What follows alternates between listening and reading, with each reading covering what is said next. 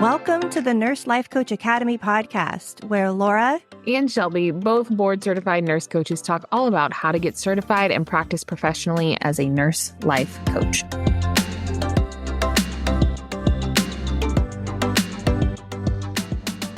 Hello, and welcome back to the Nurse Life Coach Academy podcast episode. It is Shelby here with you this morning, and I'm excited to drop in to this episode. I was on a call earlier today with a bunch of nurse coaches, and we were talking about just this. This was on my radar to talk about today, and then it popped up on a call, and that's usually enough of a sign for me to be like, yeah, we need to talk about this a little bit on the podcast.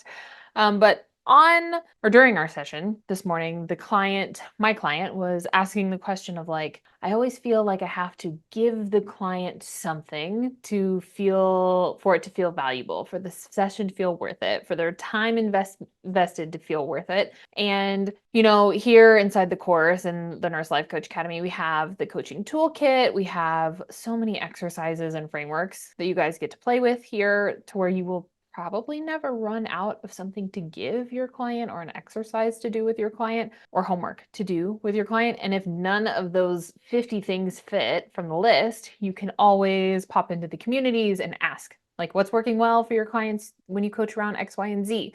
We've coached a lot.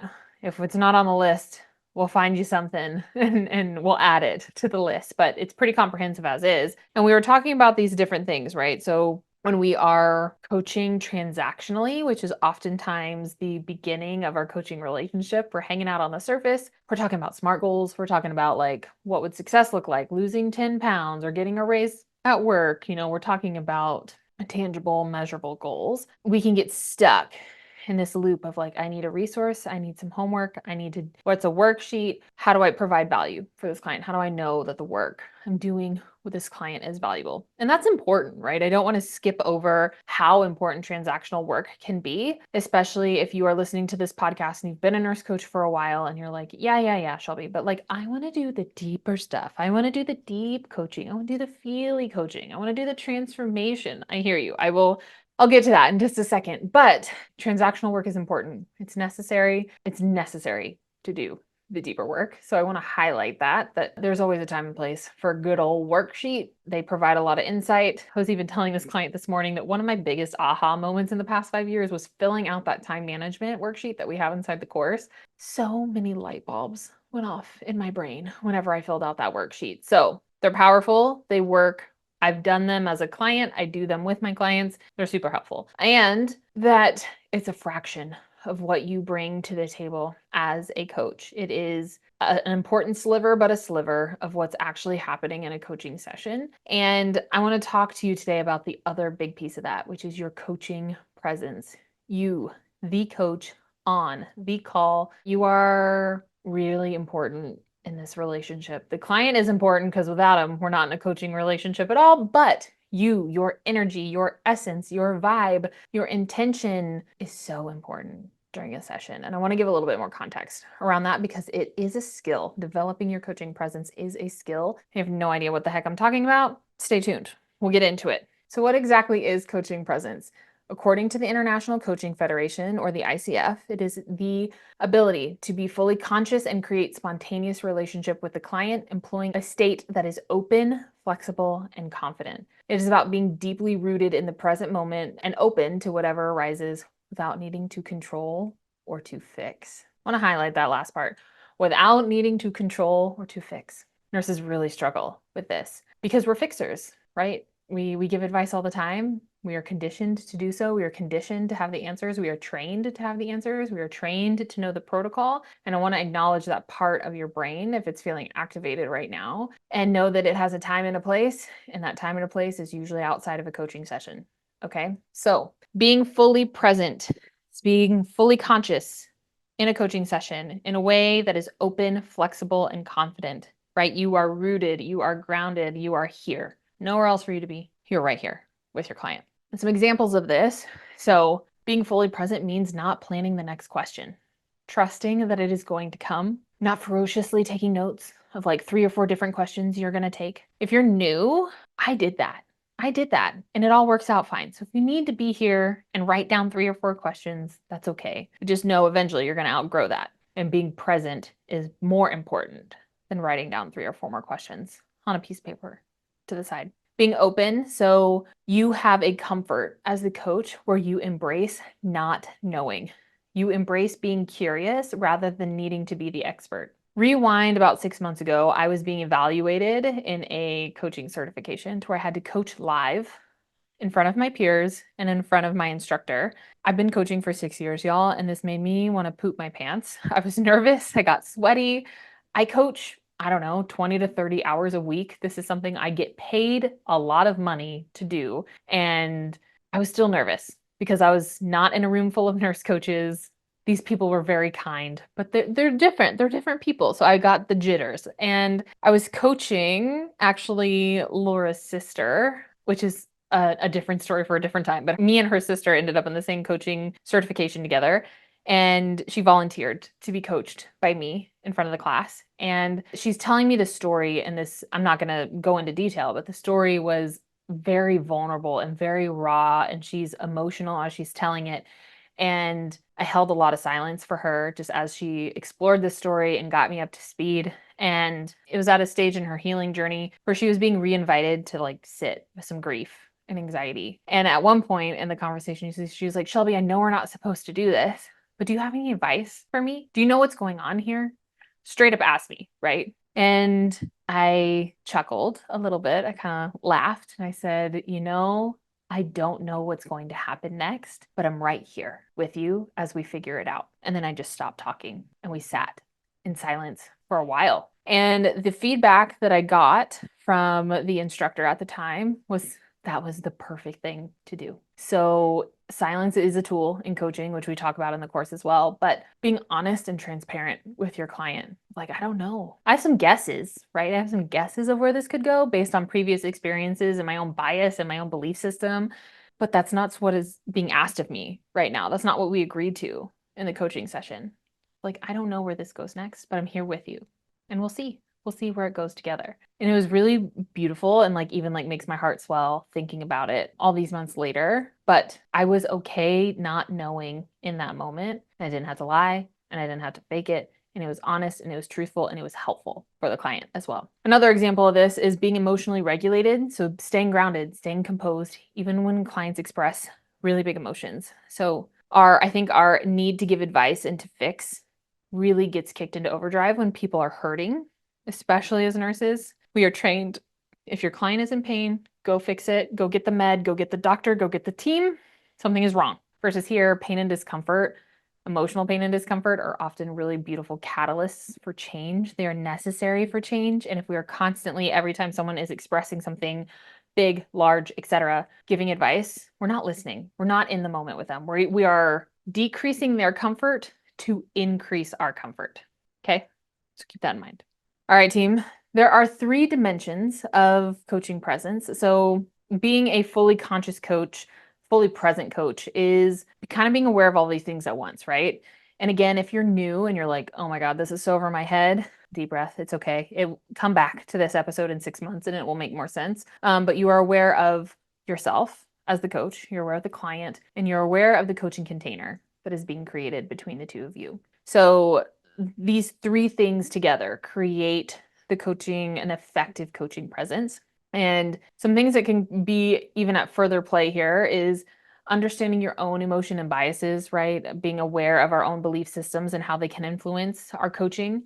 And you don't have to change them. You just need to be aware of them, right? Being able to listen and empathize with the client's experience, to validate them, to validate their experience, to really listen and understand where they're coming from. And your coaching container. So maintaining the structure and the purpose of the coaching session so that you guys don't end up in left field talking about what you had for lunch, but being aware of like you're here to talk about X, Y, and Z and keeping on pace and on topic. So, like I said, as a newbie, as a student coach, these elements might seem really big and really daunting. And learning these things is like a gradual process. It's like entering a pool that has a beach entrance. We're not jumping into the deep end. We're slowly, intentionally taking steps one right after the other to walk into the pool rather than just completely immersing yourself all at once.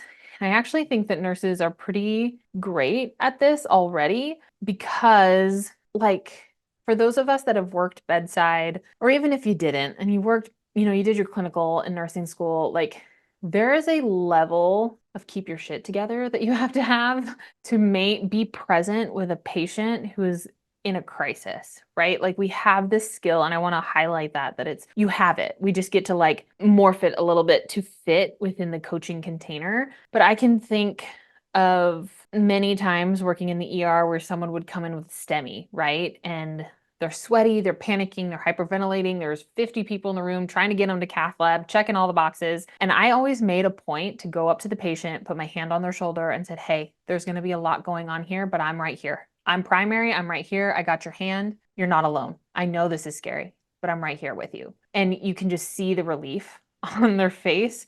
I have also been the patient so many times in the past few years, having nurses look me directly in the eye and be like, I'm right here with you. I can't even retell you the stories without wanting to cry, specifically when my kids were born, of nurses that touched my heart. And I will never, oh my God, I will never forget them. I will never. No, I can't even think about it too long. It's gonna make me emotional. But like we have this ability as nurses already. So I want to encourage you that even if you're like, I don't know what the heck you're talking about, it's there and we will build upon it and we will grow it and we will build your awareness around it. But you have this, right? ICU nurses that manage multiple critical patients and keep their cool and are able to engage with the family and answer questions while they're managing all this stuff. Like you guys have this skill already. I promise. So some risks that we have to manage here, it's very common to get distracted during coaching sessions. Maintaining presence takes a lot of effort and it gets easier with time, but it's very natural for our brain to drift away. Our attention spans are naturally becoming shorter and shorter, maybe not naturally, maybe unnaturally becoming shorter and shorter thanks to cell phones, social media, TV, commercials, like just the quick dopamine hits. So your job here is, if you notice your mind drifting, is just to recalibrate, feel your feet on the floor, take a deep breath, re-engage. I've also told clients many times when my mind drifts or when I'm coaching at home and I can hear my baby screaming downstairs and I lose track of what they're saying, I'm like, oh, sorry, Jessica, can you repeat that for me? My baby was screaming and it pulled my attention for a sec, but I'm back. Can you repeat for me? That's okay. You are human. It's all right. Be transparent. Don't try to fake it. It's all good. And then multitasking too. When you are new, it's normal to want to take a lot of notes and write down a lot of questions and be prepared so that you feel prepared, so that you feel confident. Over time, I can't remember the last time I took a note on a coaching session, to be honest. I might jot down a few things just to remind myself to follow up on, but I don't take a lot of notes during sessions, hardly ever, because it's distracting for me. I'm not truly listening if I'm doing two things at once. Monotasking is key here. All right, team. So how do we get better at this? How do we continue, now that we have some awareness of what coaching presence is, that you may have it within already, how do we build upon it? And luckily, it's not super complicated, right? So cultivating coaching presence just requires an intentional practice of some sort. And here's some ideas on how to do that, right? So regular mindfulness practices, a pre-coaching ritual, mantras, affirmations, journaling, deep breathing, somatic awareness practices, and any kind of self-reflection is super helpful. And you're like, there has to be more, right? There has to be more. And I see you, overachievers. But start here. There's really not anything else. It really is this vanilla of like, how do we slow down, be here in the moment, and take care of ourselves so that we can take care of others. It's really that simple. So what do you think? What are you thinking so far? I would love to know. Come to the Facebook group, Nurse Life Coach Academy. And the last thing I wanted to mention here is that yes, this is about technique. Yes, this is like flip your phone over, look your client in the eye, not in a creepy way, like don't maintain crazy person eye contact, but pay attention, be all in, do your pre-coaching ritual, be present for your calls. But this is also, there's an energy about this. And this is kind of hard to put into the words, but I hope that you all get to experience it in your practice coaching, in your pro bono coaching. If you ever hire a coach, there is a way that coaches hold their clients where you feel it. Like you feel it in your gut, you feel it in your heart. Their attention fully on you. And when you have someone's full attention, who's trying to understand you, who's trying to empathize with you, who is in it with you for the total duration of your session, the true art of being seen and heard and validated is potent. It is potent medicine for your clients. And this is hard to completely put into words until you experience it because it's such a felt sense sort of thing. But I hope that all of you get to experience this when you're in your sessions, or that you attempt it for your clients, and see if you can start to tap into that body sensation, how your legs feel, how your gut feels, how your arms feel.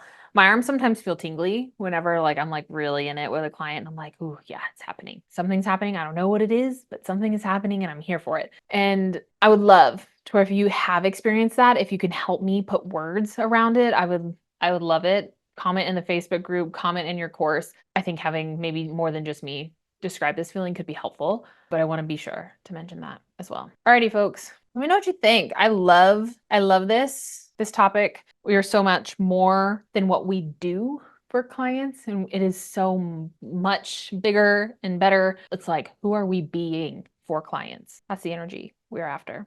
All right, team. Lots of love to you. See you next time. Same time, same place. Doodles.